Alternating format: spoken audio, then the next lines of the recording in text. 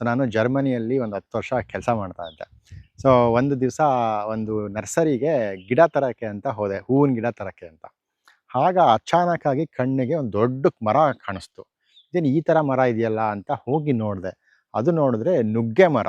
ಅದು ಸ್ವಲ್ಪ ಡಿಫ್ರೆಂಟ್ ಆಗಿತ್ತು. ಬುಡ ಸ್ವಲ್ಪ ದಪ್ಪ ಆಗಿ ಚೆನ್ನಾಗಿ ಮಾಡಿಟ್ಟಿದ್ರು.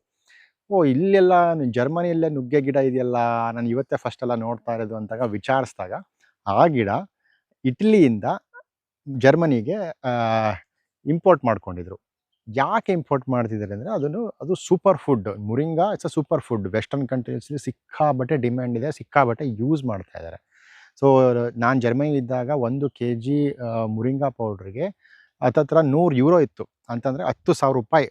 ಇವಾಗ ಸ್ವಲ್ಪ ಸಪ್ಲೈ ಜಾಸ್ತಿ ಆಗಿರೋದ್ರಿಂದ ಕಡಿಮೆಗೆ ಬಂದಿದೆ. ಒಂದು ₹5,000 ಕೆಜಿಗೆಲ್ಲ ಇರ್ಬೋದು. ಕಡಿಮೆಗೂ ಸಿಗ್ತಿರ್ಬೋದು. ಬಟ್ ಇದು ಆವ್ರೇಜ್ ಒಳ್ಳೆ ಆರ್ಗ್ಯಾನಿಕ್ ಪೌಡರ್‌ಗೆ ಈ ರೇಟು. ಆಮೇಲೆ ಈ ಮರ ಎಷ್ಟು ಅಂತ ಕೇಳಿದಾಗ ನನಗೆ ಶಾಕೇ ಆಗೋಯ್ತು. ಯಾಕಂದರೆ ಅವರು €800 ಆ ಮರಕ್ಕೆ ಅಂತಂದರು. €800 ಅಂತಂದರೆ ಇವತ್ತಿನ ರೇಟಲ್ಲಿ ₹80,000 ಆ ನುಗ್ಗೆ ಮರಕ್ಕೆ. ನನಗೆ ತಲೆ ತಿರುಗಿ ಬೀಳೋದೊಂದು ಬಾಕಿ. ಸೊ ವಾಪಸ್ ಮನೆಗೆ ಬಂದು ಅದ್ರ ಬಗ್ಗೆ ಎಲ್ಲ ರಿಸರ್ಚ್ ಮಾಡಿದ್ಮೇಲೆ ಗೊತ್ತಾಯಿತು, ಯಪ್ಪಾ ಎಷ್ಟು ಇಟ್ಸ್ ನ್ಯೂಟ್ರಿಯೆಂಟ್ ಡೆನ್ಸು. ನಾವು ಯಾಕೆ ನಮ್ಮ ಹಿತ್ಲಲ್ಲಿ ಬೆಳೆದಿದ್ರೂ ನಾವು ಇದನ್ನು ನಮ್ಮ ಭಾರತದಲ್ಲಿ ಜಾಸ್ತಿ ಬಳಸಲ್ಲ. ನುಗ್ಗೆ ನುಗ್ಗೆ ಕಾಯಿ ತೊಗೊಂಡು ಒಂದು ನುಗ್ಗೆ ಸಾಂಬಾರು ಮಾಡಿಕೊಂಡು ಬಿಟ್ಬಿಡ್ತೀವಿ. ಆದರೆ ಈ ಪೌಡರಲ್ಲಿ ಎಷ್ಟು ನ್ಯೂಟ್ರಿಯೆಂಟ್ಸ್ ಡೆನ್ಸ್ ಅಂದರೆ ಇದು. ಸೊ ಇದನ್ನು ದಿನ ಬೆಳಗ್ಗೆ ನಮ್ಮ ತೋಟಕ್ಕೆ ಬಂದರೆ ನಾನು ಒಂದು ಚೆನ್ನಾಗಿರೋ ಎಲೆ ತೊಗೊಂಡು ತಿಂತಾ ಹೋಗ್ತೀನಿ. ಯಾಕಂತಂದಿದ್ರೆ ಅಷ್ಟು ಪ್ರಾಪರ್ಟೀಸ್ಗಳಿದೆ. ಇದು ಸೂಪರ್ ಫುಡ್ ಅಂತ ಕೂಡ ಕರೀತಾರೆ. ಯಾಕಂತಂದರೆ ಇದು 1 ಗ್ರಾಮ್ ನುಗ್ಗೆ 4 ಗ್ರಾಮ್ ಕ್ಯಾರೆಟಿಗೆ ಸಮ, 3 ಗ್ರಾಮ್ ಬನಾನಾಗೆ ಸಮ. ತುಂಬ ಅದ್ಭುತವಾದ ಪ್ರೋಟೀನ್ ರಿಚ್ ಪ್ಲ್ಯಾಂಟ್ ಇದು. ಇದು ಬರೀ ಎಲೆಗಳಷ್ಟ, ಕಾಯಿನೂ ಬಳಸ್ಬೋದು. ಆಮೇಲೆ ಇದು ನೋಡಿ, ಇದು ಹೂವು. ಮುರಿಂಗಾ ಟೀ ಅಂತ ಮಾಡ್ತಾರೆ, ಮುರಿಂಗಾ ಫ್ಲವರ್ ಟೀ ಅಂತ. ಸೊ ಈ ಎಲೆಗಳನ್ನ ತಗೊಂಡು ಇದನ್ನು ಡ್ರೈ ಮಾಡಿ ಅದನ್ನು ನಾವು ಇದನ್ನ ಗ್ರೀನ್ ಟೀ ಥರ ಕುಡಿತಾರೆ. ಇದಲ್ಲದೆ ಮುರಿಂಗಾ ಪೌಡರ್ನ ಇದನ್ನು ಚೆನ್ನಾಗಿರೋ ಎಲೆಗಳನ್ನು, ಈ ಎಲೆಗಳು 20 ದಿನ ಫ್ರೆಶ್, 20ರಿಂದ 30 ದಿನ ಫ್ರೆಶ್ ಆಗಿದ್ದಾಗ ಎಲೆಗಳನ್ನ ಕಟ್ ಮಾಡಿ ಸೋಲಾರ್ ಡ್ರೈ ಮಾಡಿ ಇದನ್ನು ನೆರಳಲ್ಲೇ ಒಣಗಿಸ್ಬೇಕು. ನೆರಳಲ್ಲಿ ಒಣಗಿಸ್ದಾಗ ಇದರಲ್ಲಿರೋ ಪ್ರಾಪರ್ಟೀಸ್ಗಳೆಲ್ಲ ಉಳ್ಕೊಂಡು ಅದನ್ನು ಪೌಡರ್ ಮಾಡಿದ್ರೆ ನಮಗೆ ಒಳ್ಳೆ green colour nutrient rich moringa powder ಸಿಗುತ್ತೆ. ಸೊ ನಮ್ಮ ಇಂಡಿಯಾದಲ್ಲೂ ಈಗ ಕನಿಷ್ಠ ಅಂದ್ರೂ ಒಂದು ₹600 ₹2,000 ತನಕ ಮಾರ್ತಾ ಇದ್ದಾರೆ. ಎಷ್ಟೊಂದು ಜನ ಇದ್ರ ಮೇಲೆ ಬಿಸ್ನೆಸ್ಸೇ ಕಟ್ಟಿದ್ದಾರೆ. ಎಕ್ಸ್ಪೋರ್ಟ್ಗಂತೂ ಸಿಕ್ಕಾಬಟ್ಟೆ ವ್ಯಾಲ್ಯೂ ಇದೆ. ಆರ್ಗ್ಯಾನಿಕ್ಕಾಗಿ ಬೆಳೆದಿದ್ರೆ, ಆರ್ಗ್ಯಾನಿಕ್ ಸರ್ಟಿಫಿಕೇಷನ್ ಇದ್ದರೆ ನಿಮಗಂತೂ ಇದು ಒಂದು ವರದಾನ. ನೋಡಿ, ನಮ್ಮ ಈ ಗಿಡದಲ್ಲಿ ಸುಮಾರು ಎಷ್ಟು ಕಾಯಿಗಳು ಹೆಂಗೆ ಬಿಟ್ಟಿದೆ ಅಂತ. ನೀವಿಲ್ಲಿ ನೋಡ್ತಾ ಇರೋದು PKM ತಳಿ ಅಂತ, PKM1 ಅಂತ. ಇದು ತಮಿಳ್ನಾಡು ಯೂನಿವರ್ಸಿಟಿ ಅವರು ಡೆವಲಪ್ ಮಾಡಿ ಬಿಟ್ಟಿರೋ ತಳಿ. ಇದು ಕರ್ನಾಟಕ ಈಗ ನಾವು ಸದ್ಯಕ್ಕೆ ಬೆಳೀತಿರೋ ಅದರಲ್ಲಿ ಒನ್ ಆಫ್ ದ ಶ್ರೇಷ್ಠ ಚೆನ್ನಾಗಿರೋ ತಳಿ ಇದು. ಇದರಲ್ಲಿ ಇನ್ನೂ ಬೇರೆ ಬೇರೆ ಥರ ಮೊಮ್ಯಾಕ್ಸ್ 3 ಅಂತ ಇದೆ, ODM ಅಂತೇನೋ ಇದೆ, ಭಾಗ್ಯ ಇದೆ, ನಮ್ಮ ಕರ್ನಾಟಕ ಬಾಗಲಕೋಟೆ ಅವ್ರು ಡೆವಲಪ್ ಮಾಡಿರೋದು. ಹೀಗೆ ತುಂಬ ತಳಿಗಳಿದೆ. ಈ PKM1 ತಳಿ ಸೊಪ್ಪು ಕಾಯಿ ಎರಡಕ್ಕೂ ಅನುಕೂಲ. ಹಾಗಾಗಿ ನಾನು PKM ತಳಿ ಆಯ್ಕೆ ಮಾಡ್ಕೊಂಡಿದ್ದೀನಿ. ಅದು ನಾನು ಜರ್ಮನಿಯಿಂದ ವಾಪಸ್ ಬಂದು ನಾನು ಮಾಡಿದ ಮೊದಲನೇ ಕೆಲಸ ನನ್ನ ತೋಟ ಪೂರ್ತಿ ನುಗ್ಗೆ ಗಿಡ ಹಾಕಿದ್ದು. ಈಗ ನಾನು ಹೆಚ್ಚು ಕಡಿಮೆ ಒಂದು 3 ಎಕರೆಯಲ್ಲಿ ನುಗ್ಗೆ ಗಿಡ ಬೆಳೆದಿದ್ದೀನಿ. ಸೊ ಇದ್ರಲ್ಲಿ ಬೆಳೆದ್ಬಿಟ್ಟು ನಾನು ಏನು ಮಾಡ್ತಾಯಿದ್ದೀನಿ ಅಂದರೆ ಪೌಡರೂ ಮಾಡ್ತಾಯಿದ್ದೀನಿ. ನಾನು ವ್ಯಾಲ್ಯೂ ಅಡಿಷನ್ ಎಷ್ಟಾಗುತ್ತೋ ಅಷ್ಟು ಮಾಡ್ತಾಯಿದ್ದೀನಿ. ಕಾಯಿ ಸಾಮಾನ್ಯವಾಗಿ ಕಾಯಿಗಳು ಮಾರಲ್ಲ. ಯಾಕೆ ಅಂತಂದರೆ ಇದರಲ್ಲಿ ವ್ಯಾಲ್ಯೂ ಕಡಿಮೆ. ಯಾವಾಗ ರೇಟ್ ಜಾಸ್ತಿ ಇರುತ್ತೆ ಆವಾಗ ಮಾತ್ರ ಕಾಯಿ ಮಾರ್ತೀನಿ. ಉಳಿದ ಸಮಯದಲ್ಲಿ ನೋಡಿ, ನೀವು ಇಲ್ಲಿ ನೋಡ್ಬೋದು, ಕಾಯಿ ಎಲ್ಲ ಬಲಿಸ್ತಾ ಇದ್ದೀನಿ, ಎಷ್ಟಿಷ್ಟು ದಪ್ಪ ಆಗ್ತಾಯಿದೆ. ಇನ್ನು ನೆಕ್ಸ್ಟು ಇದು ಹೀಗೆ ಡ್ರೈ ಆಗುತ್ತೆ. ಡ್ರೈ ಆದಮೇಲೆ ನನಗೆ ಇದರಲ್ಲಿ ಕನಿಷ್ಠ ಅಂದರೂ ಒಂದು ಕಾಯಲ್ಲಿ 15 ನುಗ್ಗೆ ಸೀಡ್ಸ್ ಸಿಕ್ಕುತ್ತೆ. ಸೊ ಒಂದು ಕಾಯಲ್ಲಿ ಅಂತಂದರೆ ನನಗೆ 1 ಕೆಜಿ ನುಗ್ಗೆಗೆ ಒಂದು ಈ ಸೈಜಲ್ಲಿ ನುಗ್ಗೆ ಮಾರಬೇಕು ನಾವು. ಈ ಸೈಜಲ್ಲಿ ನುಗ್ಗೆ ಮಾರಬೇಕು ಅಂದರೆ 1 ಕೆಜಿಗೆ ಒಂದು 15ರಿಂದ 20 ತನಕ ನುಗ್ಗೆಕಾಯಿ ಬೇಕಾಗ್ಬೋದು. ಅದೇ ಇದನ್ನು ನಾವು ಮರದಲ್ಲೇ ಬಿಟ್ಟು ಬಲಿಸಿದಾಗ ಒಂದು ಕಾಯಿಗೆ 15 ಸೀಡ್ಸ್ ಸಿಕ್ಕುತ್ತೆ. ಅಂತಂದರೆ ಸಾಮಾನ್ಯವಾಗಿ 1 ಕೆಜಿ ನುಗ್ಗೆ ಸೀಡ್ಸ್ ಕಲೆಕ್ಟ್ ಮಾಡಬೇಕು ಅಂದರೆ ನಮಗೆ 3,000 ನುಗ್ಗೆ ಸೀಡ್ಸ್ ಬೇಕು. ಅಂತಂದರೆ ನಮಗೆ ಹೆಚ್ಚು ಕಡಿಮೆ ಒಂದು 200 ಕಾಯಿ ಬೇಕಾಗುತ್ತೆ. ಈ ಥರದ್ದು 200 ಕಾಯಿ ಸಿಕ್ಕಿದ್ರೆ ನಮ್ಗೆ 1 ಕೆಜಿ ನುಗ್ಗೆ ಸೀಡ್ಸ್ ಸಿಕ್ತು. ಸೊ ಸೀಡ್ಸ್ ಇಟ್ಕೊಂಡು ನೀವು ಅನೇಕ ರೀತಿ ಸೀಡ್ಸ್ ಪೌಡರ್ ಅಂತ ಮಾಡ್ತಾರೆ. ಇದರಿಂದ ಪೌಡರ್ ಮಾಡಿ ಇದೂ ಸಿಕ್ಕಾಬಟ್ಟೆ ಸೂಪರ್ ಫುಡ್, ನ್ಯೂಟ್ರಿಷನ್ ರಿಚ್ ಅಂತ ಹೇಳ್ತಾರೆ. ಅದಾದಮೇಲೆ ಸೀಡಿಂದ ಸೀಡ್ ಆಯಿಲ್ ಅಂತ ಎಕ್ಸ್ಟ್ರಾಕ್ಟ್ ಮಾಡ್ತಾರೆ. ಸೊ 1 ಲೀಟರ್ ಮುರಿಂಗಾ ಸೀಡ್ ಆಯಿಲ್ಗೆ 8,000 ಈ ರೀತಿ ಎಲ್ಲ ಪ್ರೈಸ್ ಇದೆ. ಅದಲ್ಲದೆ ಆಗಲೇ ಹೇಳ್ದಂಗೆ ನುಗ್ಗೆ ಫ್ಲವರಿಂದ ಟೀ ಆಯಿತು, ಎಲೆಯಿಂದ ಪೌಡ್ರ್ ಆಯಿತು, ಸೀಡ್ಸಿಂದ ಪೌಡ್ರ್ ಆಯಿತು, ಸೀಡ್ಸಿಂದ ಆಯಿಲ್ ಆಯಿತು. ಇನ್ನೂ ಯಾವ ರೀತಿ ಇದನ್ನು ನಾವು ಮೌಲ್ಯ ಹೆಚ್ಚಿಸ್ಕೋಬೋದು ಅಂತಂದರೆ, ಇದು ನಿಮಗೆ ಮಾರ್ಕೆಟ್ ಸಿಕ್ಕಿಲ್ಲ ಅಂದರೆ ಸೀಡ್ಸ್ ಮಾಡಿಬಿಟ್ಟು ಸೀಡ್ಸ್ ಮಾರಿ. ಸೀಡ್ಸು ಸಾಮಾನ್ಯವಾಗಿ ನುಗ್ಗೆ ಸೀಡ್ಸು 2,000ದಿಂದ 3,000 ರೂಪಾಯಿ ತನಕನೂ ಮಾರ್ಕೆಟ್ ರೇಟ್ ಇದೆ. ನಿಮಗೆ 1 ಎಲ್ಲಿಗೆ 200 ನುಗ್ಗೆಕಾಯಿ ಸಿಕ್ಕಿದ್ರೆ ನಿಮಗೆ 1 kg ನುಗ್ಗೆ ಸೀಡ್ಸ್ ಸಿಕ್ತು ಅಂದರೆ 2,000ದಿಂದ 3,000 ರೂಪಾಯಿ ಸಿಕ್ತು. ನೀವು ಲೆಕ್ಕ ಹಾಕ್ಕೊಳ್ಳಿ, ಒಂದು ಗಿಡದಲ್ಲಿ ಎಷ್ಟು ಸೀಡ್ಸ್ ಮಾಡ್ಬೋದು. ಹಾಗೆ 1 ಎಕರೆಗೆ ಹಾಕ್ಕೊಂಡ್ರೆ ಲಾಭ ನೀವೇ ಕ್ಯಾಲ್ಕುಲೇಟ್ ಮಾಡ್ಕೊಳ್ಳಿ, ನಾನೇನು ಹೇಳೋದೇ ಬೇಕಾಗಿಲ್ಲ. ಇದು ಸೀಡ್ಸು ಮಾರೋಕ್ಕಾಗಲಿಲ್ವಾ, ಸೊ ನೆಕ್ಸ್ಟು ಇದೇ ಸೀಡ್ಸ್ ಇಟ್ಕೊಂಡು ನಾನು ಗಿಡಗಳು ಮಾಡ್ಬೋದು. ಈ ಒಂದು ಕಾಯಲ್ಲಿ 15 ಸೀಡ್ಸ್ ಇದೆ ಅಂತಂದರೆ ನನಗೆ ಈ ಬರೀ ಕಾಯಿ ಮಾರಿದ್ರೆ ಒಂದು 10 ರೂಪಾಯಿಗೆ ಹೋಗುತ್ತಾ, ಅಥವಾ ಸೀಡ್ಸ್ ಮಾಡಿದ್ರೆ ಇನ್ನೊಂದು ಸೀಡ್ಸ್ ಅದು ಒಂದು 20 ರೂಪಾಯಿಗೆ ಹೋಯ್ತು ಅಂದ್ಕೊಳ್ಳಿ. ಇನ್ನೇನು ಮಾಡೋಕ್ಕಾಗತ್ತೆ ಇದರಲ್ಲಿ. ಗಿಡ ಮಾಡಿದ್ರೆ 15 ಗಿಡ ಆಗುತ್ತೆ ಒಂದು ಕಾಯಿಂದ.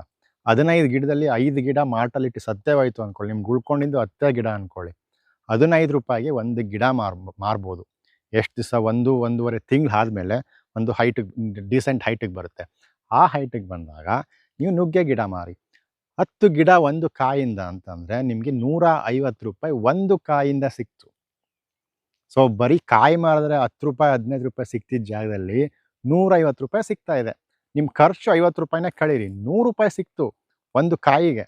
ಸೊ ಒಂದು ಎಷ್ಟು ಕಾಯಿ ಇದೆ, ನೀವು ಮಾರ್ಕೆಟ್ ಹುಡ್ಕೋಬೇಕಷ್ಟೆ. ಅಂದರೆ ಎಲ್ಲ ಕಾಯಿನೂ ಗಿಡ ಮಾರೋಕ್ಕಾಗಲ್ಲ, ಎಲ್ಲ ಕಾಯಿನೂ ಸೀಡ್ಸ್ ಮಾಡೋಕ್ಕಾಗಲ್ಲ. ನೀವು ಎಷ್ಟು ಸೀಡ್ಸ್ ಮಾಡಬೇಕು ಅಷ್ಟು ಒಂದು ಸ್ವಲ್ಪ ಸೀಡ್ಸ್ ಮಾಡ್ಕೊಳ್ಳಿ, ಸ್ವಲ್ಪ ಪರ್ಸೆಂಟೇಜು, ಸ್ವಲ್ಪ ಪೌಡ್ರ್ ಮಾಡ್ಕೊಳ್ಳಿ, ಸ್ವಲ್ಪ ಈ ಫ್ಲವರ್ದು ಟೀ ಮಾಡಿ, ಸ್ವಲ್ಪ ಸೀಡ್ ಆಯಿಲ್ ಮಾಡಿ, ಸ್ವಲ್ಪ ಗಿಡ ಮಾಡಿ. ಹೀಗೆ ನೀವು ಎಲ್ಲದ್ರದ್ದು ಕಾಂಬಿನೇಷನ್ ಮಾಡ್ಕೊಂಡಾಗ ನೀವು ನಿಮ್ಮ ಖರ್ಚು ಕಡಿಮೆ ಆಗ್ತಾ ಹೋಗುತ್ತೆ, ಲಾಭ ಹೆಚ್ಚುತ್ತಾ ಹೋಗುತ್ತೆ. ಏನಿಲ್ಲ, ನುಗ್ಗೆ ಬೆಳೆ ತುಂಬ ಸಿಂಪಲ್ ನೋಡಿ. ಈಗ ನೀವು ಇಲ್ಲಿ ನೋಡ್ತಿದ್ದೀರಾ, ಸೊ ನುಗ್ಗೆ ಮೇಯ್ನಾಗಿ ಏನಂತಂದರೆ ಪ್ರೂನಿಂಗ್ ಇಂಪಾರ್ಟೆಂಟು. ನಾವು ಹೊಸದಾಗಿ ಗಿಡ ನಾಟಿ ಮಾಡಿದಾಗ 1, 2 ಅಡಿ 3 ಅಡಿಗೆ ಫಸ್ಟು ಇಲ್ಲಿ ಕಟ್ ಮಾಡ್ತೀವಿ. ಇಲ್ಲಿ ಕಟ್ ಮಾಡಿದಾಗ ಬ್ರ್ಯಾಂಚ್ ಔಟ್ ಆಗುತ್ತೆ. ಇಲ್ಲಿ 2 ಕಾವಲು ಹೊಡೆದಿದೆ, ಇಲ್ಲಿ ನೋಡ್ತಿದ್ದೀರಾ. ಮತ್ತೆ 3 ಅಡಿ 4 ಅಡಿಗೆ ನಾವು ಮತ್ತೆ ಇಲ್ಲಿ ಕಟ್ ಮಾಡಿದ್ವಿ. ಸೊ ನೋಡಿ, ಇಲ್ಲಿ ಕಟ್ ಮಾಡಿದಾಗ ಇಲ್ಲಿ ಬ್ರ್ಯಾಂಚ್ ಔಟ್ ಆಯಿತು. ಪುನಃ ಹಾಗೆ ಪ್ರತಿ 3 ಅಡಿ 4 ಅಡಿಗೆ ನೀವು ಕಟ್ ಮಾಡ್ತಾ ಹೋದರೆ ಚೆನ್ನಾಗಿ ಬ್ರ್ಯಾಂಚ್ ಔಟ್ ಆಗುತ್ತೆ. ಸೊ ಬ್ರ್ಯಾಂಚ್ ಔಟ್ ಆದಾಗ ನಿಮ್ಮ ಕಾಯಿಗಳೆಲ್ಲ ಕೆಳಗಡೆನೇ ಸಿಗುತ್ತೆ. ನೀವು ಬ್ರ್ಯಾಂಚ್ ಔಟ್ ಮಾಡಲಿಲ್ಲ ಅಂತಂದರೆ ತುಂಬ ಎತ್ತರ ಬೆಳೆದ್ಬಿಟ್ಟು ಕಾಯಿಗಳು ಹಾರ್ವೆಸ್ಟ್ ಮಾಡೋದು ಕಷ್ಟ ಆಗುತ್ತೆ. ಆಮೇಲೆ ನಿಮಗೆ ಕಾಯಿಗಳ ಸಂಖ್ಯೆ ಕಡಿಮೆ ಆಗುತ್ತೆ, ಯಾಕಂದರೆ ಕೌಲುಗಳು ಕಡಿಮೆ ಇರೋದ್ರಿಂದ ಕಾಯಿಗಳು ಕೂಡ ಕಡಿಮೆ ಆಗ್ತಾ ಹೋಗುತ್ತೆ. ಗೊಬ್ಬರ ಹೆಂಗೆ ಅಂದರೆ ವರ್ಷಕ್ಕೆ 1ರಿಂದ 2 ಬಾರಿ ಕೊಟ್ಟಿಗೆ ಗೊಬ್ಬರ ಅಥವಾ ವರ್ಮಿ ಕಾಂಪೋಸ್ಟ್ನ ಸೇರಿಸ್ತಾ ಹೋಗ್ಬೋದು. ಒಂದು ಗಿಡಕ್ಕೆ 1ರಿಂದ 2 kg ವರ್ಮಿ ಕಾಂಪೋಸ್ಟ್ ಹಾಕಿದ್ರೆ ಸಾಕಾಗುತ್ತೆ. ಇದು ನೀವು ಕಮರ್ಷಿಯಲಿ ಮಾಡ್ತಿದ್ರೆ. ಸುಮ್ಮನೆ ಮನೆ ಮಟ್ಟಕ್ಕೆ ಬೆಳ್ಕೊತಿದ್ರೆ ನೀವು ಏನೂ ಮಾಡೋದು ಬೇಕಾಗಿಲ್ಲ, ಸುಮ್ಮನೆ ಹಾಗೆ ಬರುತ್ತೆ. ನೀವೇನು ಇದನ್ನು ಎಕರೆಗಟ್ಟಲೆ ಬೆಳೆಯೋಕ್ಕಾಗಲ್ಲ ಅಂತಂದರೆ ಅಟ್ಲೀಸ್ಟ್ ನಿಮ್ಮ ಮನೆಗೆ ಹಿಂದೆನೋ, ನಿಮ್ಮ ಟೆರೇಸ್ ಮೇಲೋ ಅಥವಾ ಮನೆ ಮುಂದೆನೋ 1, 2, 3 ಗಿಡ ಹಾಕ್ಕೊಳ್ಳಿ. ಸೊ ನಿಮಗೆ ವಾರಕ್ಕೊಮ್ಮೆ ನುಗ್ಗೆ ಸೊಪ್ಪಿಂದ ಸಾಂಬಾರು ಮಾಡಿ, ಪಲ್ಯ ಮಾಡಿ, ನುಗ್ಗೆಕಾಯಿ ಸಿಕ್ಕಿದ್ರೆ ಅದರಿಂದನೂ ಪಲ್ಯ ಮಾಡ್ಬೋದು, ಸೂಪ್ ಮಾಡ್ತಾರೆ. ಸೊ ಇದು ಸಿಕ್ಕಾಪಟ್ಟೆ ಐರನ್ ರಿಚ್. ಐರನ್ ಡಿಫಿಷಿಯನ್ಸಿ ಇರೋರ್ಗಂತೂ ಇದು ವರದಾನನೇ. ನ್ಯೂ ಮದರ್ಸ್ಗೆ ಇದಕ್ಕೆ ಮಿಲ್ಕ್ ಪ್ರೊಡಕ್ಷನ್ಗೆ ಈ ನುಗ್ಗೆ ಸೊಪ್ಪು ತಿಂದರೆ ಹೆಲ್ಪ್ ಆಗುತ್ತೆ. ಸೊ ಆಮೇಲೆ ಚಿಕ್ಕ ಮಕ್ಕಳಿಗೂ ಕೊಡ್ತಾರೆ. ನುಗ್ಗೆ ಪೌಡರ್ನ ತಿನ್ನೋದ್ರಿಂದ ಅದರದ್ದು ಇಮ್ಯುನಿಟಿ ಬೂಸ್ಟಿಂಗ್ ಆಗುತ್ತೆ, ಐರನ್ ಕಂಟೆಂಟ್ ಜಾಸ್ತಿ ಸೇರುತ್ತೆ. ಆಮೇಲೆ ಇದರಲ್ಲಿ ಆ್ಯಂಟಿ ಇನ್ಫ್ಲಮೇಟರಿ, ಆ್ಯಂಟಿಬಯೋಟಿಕ್ ಪ್ರಾಪರ್ಟೀಸು, ಹೀಗೆ ಇದನ್ನು ನೂರಾರು ಕಾಯಿಲೆ ವಾಸಿ ಮಾಡುತ್ತೆ ಅಂತ ಬುಕ್ಸಲ್ಲಿ ಹೇಳ್ತಾರೆ. ಹಾಗೆ ಅದಕ್ಕೆ ಇದನ್ನು ಸೂಪರ್ ಫುಡ್ ಅಂತ ಹೆಸರು ಬಂದಿರೋದು. ನಾವು ನಮ್ಮ ಇಂಡಿಯಾದಲ್ಲೇ ಇದು ನೇಟಿವ್ ಟು ಇಂಡಿಯಾ ಅಂತ, ನೇಟಿವ್ ಅಲ್ಲದೆ ಇದ್ರೂ ನಮ್ಮ ಇಂಡಿಯಾದಲ್ಲಿ ತುಂಬ ವರ್ಷಗಳಿಂದ ಬೆಳೀತಿದ್ದೀವಿ. ಅದಕ್ಕೆ ಹಿತ್ತಲ ಗಿಡ ಮದ್ದಲ್ಲ ಅನ್ನೋ ರೀತಿಲಿ ನಾವು ಇದ್ರ ಬಗ್ಗೆ ಕೇರೇ ಮಾಡಲ್ಲ. ಆದರೆ ಅದೇ ವೆಸ್ಟರ್ನ್ ಕಂಟ್ರೀಸ್ಗೆ ಹೋದರೆ ಇದಕ್ಕೆ ಸಿಕ್ಕಾಪಟ್ಟೆ ಡಿಮ್ಯಾಂಡು. ಇಷ್ಟು ಸೊಪ್ಪು ಕೊಟ್ಟರೆ ಹೆಚ್ಚು ಕಡಿಮೆ 100 ರೂಪಾಯಿ ಕೊಡ್ತಾರೆ. ಅಷ್ಟು ಎಕ್ಸ್ಪೆನ್ಸಿವ್. ಹುಡ್ಕೊಂಡು ತಗೊಂಡು ತಿಂತಾರೆ. ಫ್ರೆಶ್ ಆಗಿ ಕೊಟ್ಬಿಟ್ರಂತೂ ಸಿಗೋದೇ ಇಲ್ಲ. ಸೊ ಕಾಯಿನೂ ಅಷ್ಟೇ. ನರೇಂದ್ರ ಮೋದಿ ಅವ್ರದ್ದು one of the favourite food ನುಗ್ಗೆಕಾಯಿಂದ ಮಾಡಿರುವಂತಹ ಪರಾಟ ಬ್ರೇಕ್ಫಾಸ್ಟಿಗೆ ತಿಂತಾರಂತೆ. ಸೊ ಅಂದರೆ ನೋಡಿ, ಪ್ರಧಾನಿಯವರೇ ಇದನ್ನು ಬಳಸ್ತಾ ಇದ್ದಾರೆ ಅಂತಂದರೆ ನಾವು ಹಿತ್ತಲಲ್ಲಿ ನಮ್ಮ ಹಿತ್ತಲಲ್ಲಿದ್ದು ನಾವು ಬಳಸ್ತಿಲ್ಲ ಅಂತಂದರೆ ನಮ್ಮಷ್ಟು ಮುಟ್ಟಾಳ್ರು ಇನ್ನೊಬ್ರು ಇಲ್ಲ. ಸೊ ಹಾಗಾಗಿ ಈ ಥರ ನಮ್ಮ ಜೊತೆಗೇ ಇರುತ್ತೆ, ನಾವು ನೋಡಿರಲ್ಲ ಅಷ್ಟೇ. ಸ್ವಲ್ಪ ಅದ್ರ ಬಗ್ಗೆ ಜಾಸ್ತಿ ಇನ್ಫಾರ್ಮೇಷನ್ ತೊಗೊಂಡು ಬೆಳೆದ್ರೆ ನಮ್ಮ ಆರೋಗ್ಯಕ್ಕೂ ಒಳ್ಳೆಯದು. ಇದನ್ನು ಕಮರ್ಷಿಯಲ್ ಆಗಿ ಬೆಳಿತೀವಿ ಅಂದರೆ ಒಳ್ಳೆ ಲಾಭ ಕೂಡ ಆಗುತ್ತೆ. ಈ ನಾಟಿ ಹೆಂಗೆ ಮಾಡಬೇಕು ಅಂತ ಹೇಳೋಣ. ನೀವು ಈ ಸೀಡ್ಸ್ ತೊಗೊಂಡು ನೋಡಿ, ಇದೆಲ್ಲ ಇಲ್ಲಿ ಸೀಡ್ಸ್ ಆಗಿದೆ, ಇದು ಒಣಗಿದೆ, ಇದು ಆಲ್ರೆಡಿ ಸೀಡ್ಸಿಗೆ ರೆಡಿ ಇದೆ. ಈಗ ನೋಡೋಣ ಸೀಡ್ಸ್ ಹೆಂಗಿರುತ್ತೆ ಅಂತ.